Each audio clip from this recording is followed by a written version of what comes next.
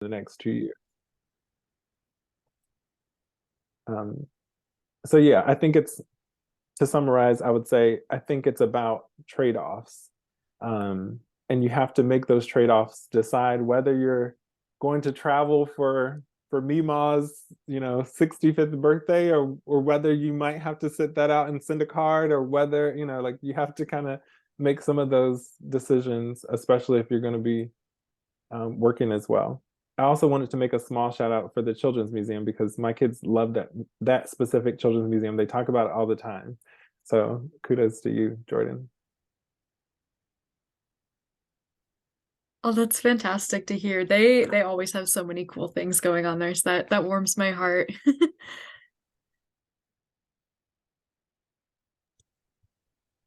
Yeah, I have fond memories of the Children's Museum in Pittsburgh as well, growing up nearby. But sorry about all the disruption. I was summoned back to the main room to become a co-host so that I could record, but I think we're back on track. And we can move on to the next question in the chat to keep going. So I'm curious what you guys think about thesis versus non-thesis program, and which style your program is. And I think this time we'll start with Tristan. Yeah. So my program at UNLV is a thesis-based one. So the first year, your fifth year, you're just researching and implementing. You're still doing some design work. It's kind of like a warm up, in a sense. Your first semester you're researching, your second semester you're designing, and then you're still doing research while you're designing as well to have something to show. You're learning together how to put together a research book, a presentation, a thesis book, all this information.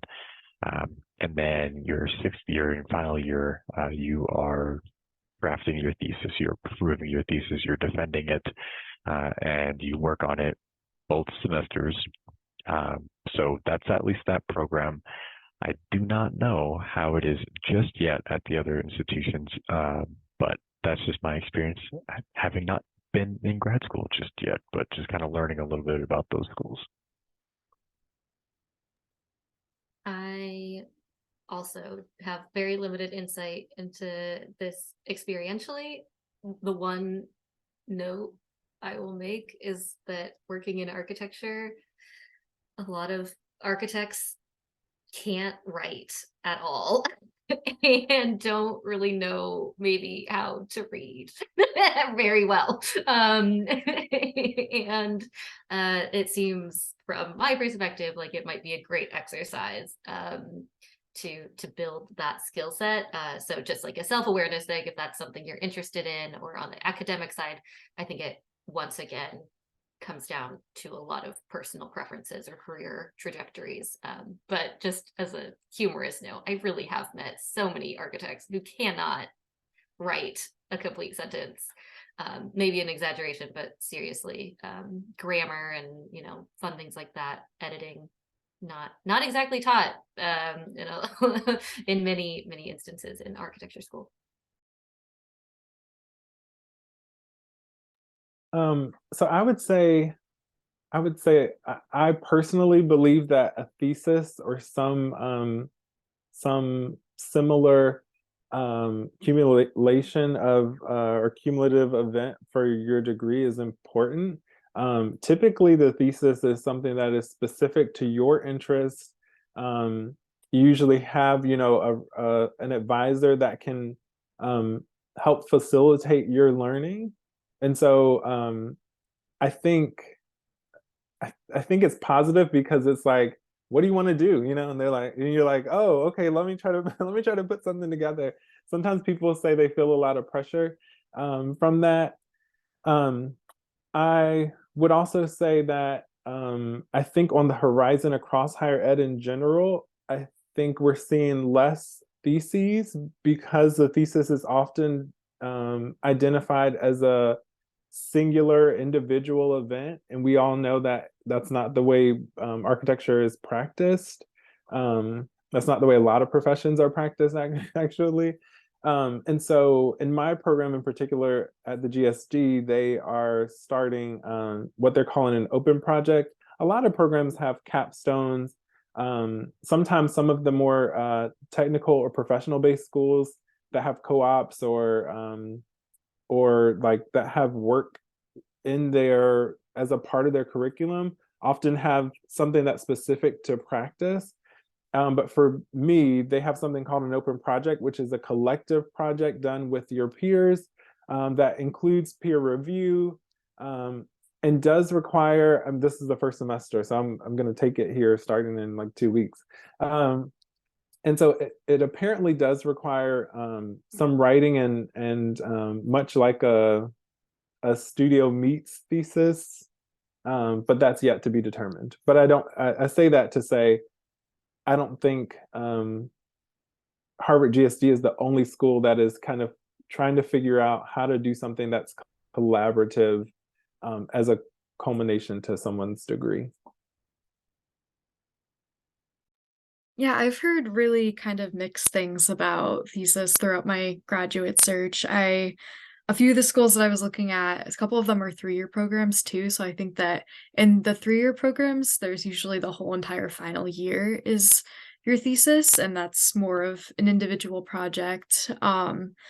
But I came into Carnegie Mellon knowing that I wanted to do a thesis, especially so I'm really interested in healthcare design, and I was having kind of a hard time finding programs that had a specific studio focus on healthcare design. So I knew that I wanted to do that as part of my future. So for my thesis, that was something I really wanted to focus on. But I think a lot of schools are starting to kind of move away from having a typical thesis. Like Kendall was saying, they might be more collaborative, like similar to a capstone project in a sense. And I think some schools are also like completely getting rid of thesis. Carnegie Mellon has kind of met that middle ground where you have the option to do a thesis, but it's not required at all. So for CMU, we have option studios. So every semester there's different option studios and they change yearly as well. But once you are in your final year of the grad program at CMU, you choose either 2 option studios for your final year, or you do 1 option studio and then thesis. So for thesis, it's kind of like a gradual buildup where you start out with a 3-unit thesis class in the spring of your first year, and then you work into a thesis seminar in the fall, and then you have thesis as your final semester, and that's the bulk of your credit load. I've really enjoyed that, but I also, in a sense, did kind of wish that I had like a full year to work on it. And that was something I kind of worked into my previous studio too. I found a way to work thesis into my full studio, but I think it's really kind of dependent on what you're interested in, whether you want to have something that takes up almost like a half of your degree, or if you're interested in multiple different topics that you think could really help amp up your portfolio and lead you to future interest, and really what you're focused on for the type of work you want to do, I think really should help guide you in your decision to do a thesis or what your thesis looks like as well.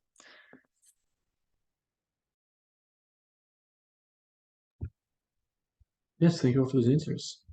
I think I have one more question here before we ask for some final thoughts. And it's pretty broad, but what question or topic did you find you needed the most help with when applying?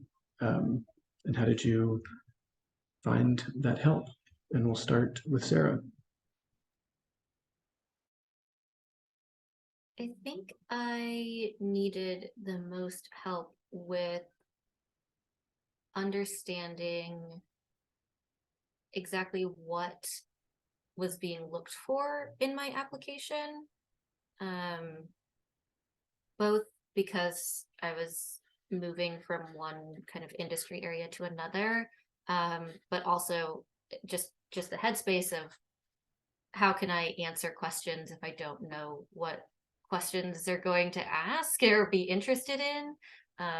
So that was a key set of things I needed to figure out. And similar to the financial aid question with Kendall saying, go to YouTube, go to the internet, go listen to podcasts. People have been talking about this. Don't believe everything you read on Reddit, but you could get started in different places all over the internet. Of course, interpersonally, you have a huge network within AIS itself to ask people who are in grad school, all of that fun stuff. But there are insights into the institutions themselves that you can find out on the internet of, am I going to apply to a program with a certain emphasis? Do they want you to show that you've had a lot of experience in that emphasis area? Are they more interested in finding out your enthusiasm, or, and typically the answers are really like, it depends. And they're interested in seeing you as a whole person and things like that. But those questions of like, what are they even looking for? That was definitely a challenge, and finding them in all places, even from the admissions officers themselves, from the school websites. I would definitely encourage people to do that research per institution, kind of have a general sense of what they're thinking about when they look at your application. I think, as far as questions I had, I think it was mostly about school fit. Like I ended up choosing Harvard because my program, all of the programs I applied to were programs where you kind of curate your own curriculum. But I ended up choosing Harvard because I felt like the number of classes that they offered was unmatched. Like there's literally a class on absolutely everything, taught by some expert somewhere. And so I wanted to be able to take classes about anything. As I said at the top of the call, like I'd be a student forever if I could. So I think those were kind of my questions. And I think I had a little bit of question about what was required in the program and what might be optional. So those are always great questions to ask. Like I wasn't applying to the MArC one, but the MArC at the GSD is 3.5 years. It's a long program. And all of their programs kind of shift over time, the MLA, the MDes that I'm in. And so trying to figure out like what exactly is required of me when I get there and how long do I need to be there, I think was maybe around, where my questions were.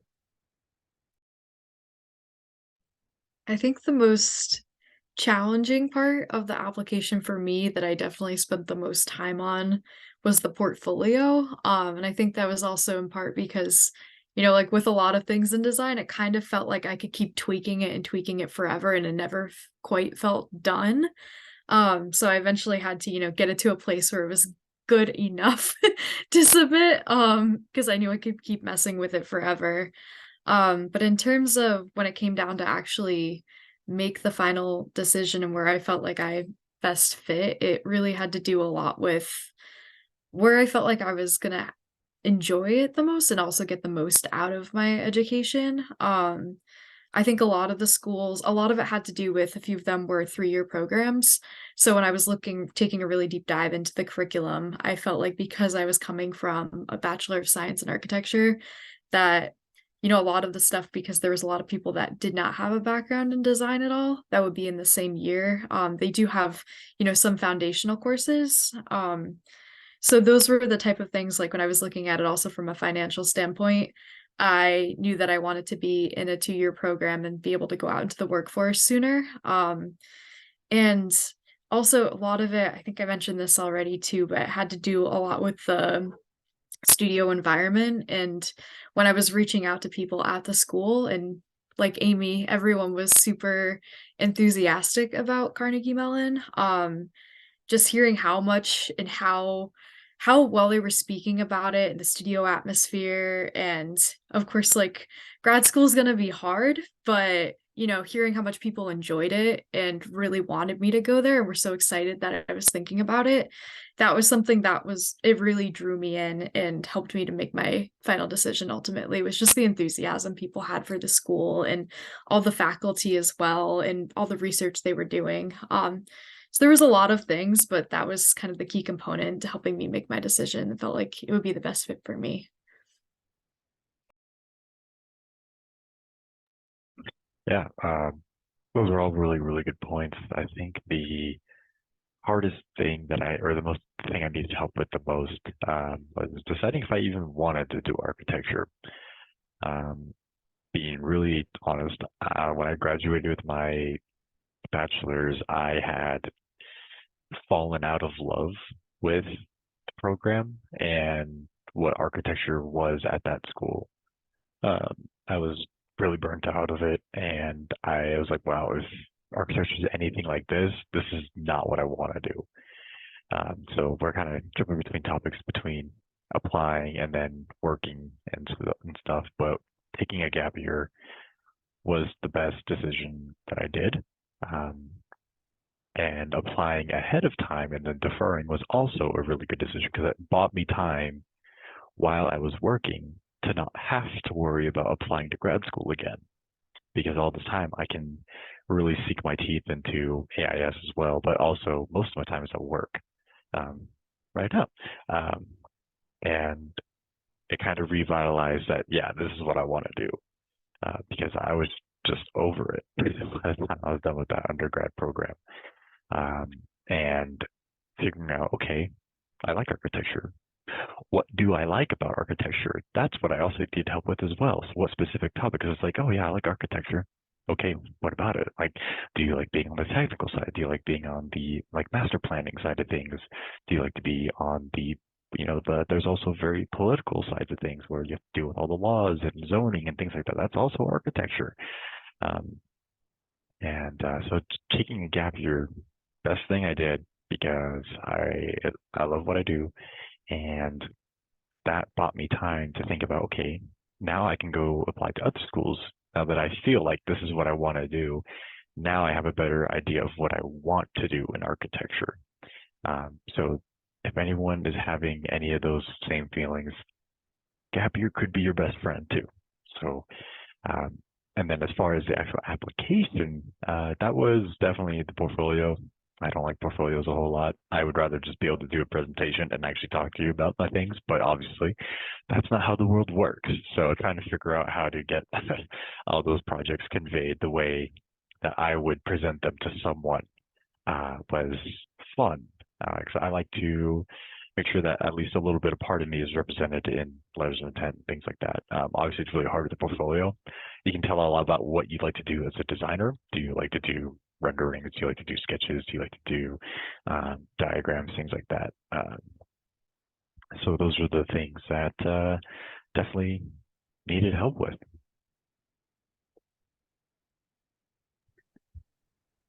Yeah, thank you so much for those answers. And to wrap it up and close it out, I'll ask each of our panelists for any closing thoughts or any last pieces of wisdom to impart. I guess we're starting with Kendall. All right. I have a few things here that I wrote down. I'm trying to see if they're closing thought worthy.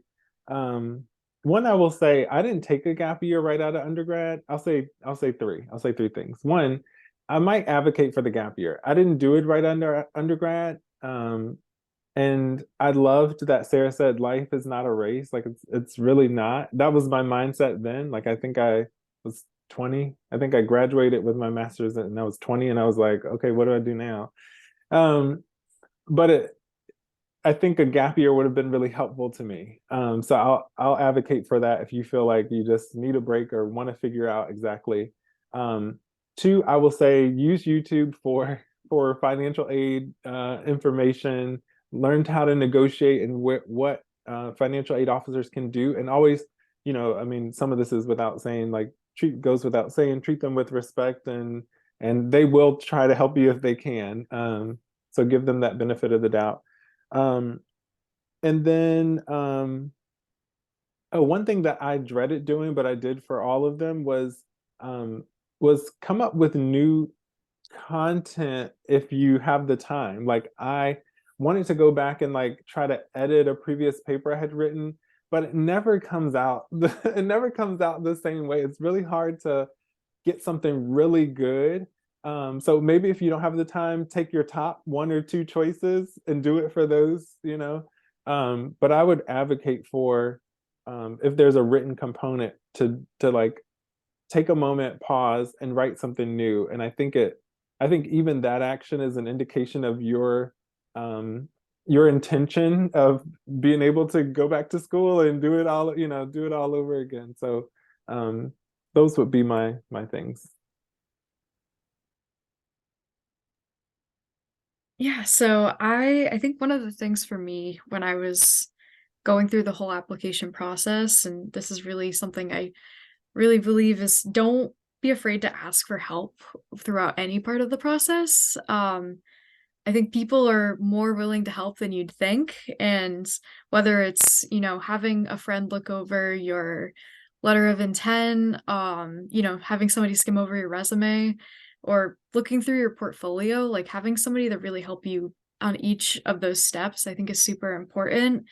And same goes for when you're looking at where you want to go to school in terms of like reaching out to people in the program. I think like I already touched upon this already, but you know, looking for people in the AIS that are at your respective schools that you're interested in, or maybe reaching out to alumni. I think getting those perspectives was really critical for me, at least when I was making these decisions. And I've heard similar things from others as well, that, people are there and they're living it, and you're not going to find that content on a website normally. So I think that's one of the biggest things. And also, at the end of the day, only you are going to know what's best for you. You can talk to, as many people and your professors as you want, but, they might tell you something that you won't feel comfortable doing. And you are only going to know where you are going to feel best going to school. And I think just knowing that, you'll feel much better in your decision too. I know I did. But yeah, no, it's a long process, and it definitely can be daunting, but having people to help you there along the way is really helpful. Yeah, good points, good points. You touched on something that I was going to say, so I'll get that out of the way first. It's a time to be selfish. I know in the AIS, everyone's very selfless. We love to help other people. We love serving other people, and there's a lot of time for that. However, going to grad school is a very big decision that can quite literally shape the rest of your career. The programs that you will be learning from will shape the foundation of what you know as architecture or whatever program you go into. You'll make those connections in that city, even if it's a different one than where you went to undergrad. So it is the time to be selfish. I know people will often hate choosing things for themselves because they like to make other people happy, but this is one thing you got to do for yourself. It's your decision. It's most likely your money. It's going to be, or it's your debt. One or the other, depending on how things go. So this is totally on you. Make sure you can go to bed happy with what you did, knowing that it's going to help prepare you for the future. And then another thing is be patient with yourself. School's a long time. Maybe some people in here know, but I was never actually an architecture major when I started school. I was in civil engineering for 2 years. I dropped out because calculus 2 kicked my butt, and dropped out of calc and engineering, and I was pretty upset that it took me 6 years to finish my bachelor's, but that's because I was in another program, and what can you do? But I'm glad that I did switch, and it's okay to switch if you're thinking about going into something else. You may discover that you are better at something else other than architecture. Just looking at Sarah, I know she was a great architecture student at CU Boulder, but now she's going into law. That's super cool. Like, you don't have to keep going with what you're doing in architecture. There is the only wrong decision you can make is one that maybe you can that you would regret doing. So trust your gut. Go with the vibes. That's going to be my OS Quad answer for you. Go with the vibes. Of all the things, Yep. vibes. Vibes. That resonated. Yeah. That was it. Wow. I am like so honored to have spent so much time with everyone here. To again, just an example of being in community and sharing experiences and being part of a system that takes what we've learned and shares the best practices. And glad also we can share when we maybe didn't live up to our best practices, and hope that you all do. And I guess I will also add that in this conversation of financial aid, working, not to work, to go local, to go somewhere else, to go to grad school or not, to switch your career to architecture or from architecture, and all of these things. Just remember, we do contain multitudes. It is okay to feel super overwhelmed by all of this. It is okay to take the time to sort it out internally. And just a shout out to everyone who like feels this very emotionally. Take your time. That is normal, and it means you care. And if you need mental health support, like this is a great time to find that out or to invest in that, maybe before you're in grad school and really under pressure to read 800 pages in a week. There's a lot of work you can do right now to not only prep your mind, but also create a stronger application, or to decide on a narrower band of schools that you're going to apply to, because you have your priorities set, and you know that it's really only these schools I want to get to, and I know that I have certain financial limitations and certain life goals that they have to fit into. Doing that work is going to pay off way more than rushing into any decision. So I think I can speak for everyone here. Like, clearly we've spent this time with you. We're willing to spend more time with you. Please feel free to reach out. We want to be resources. And to everyone who's actually here live, like, wow, way to sit through all of this.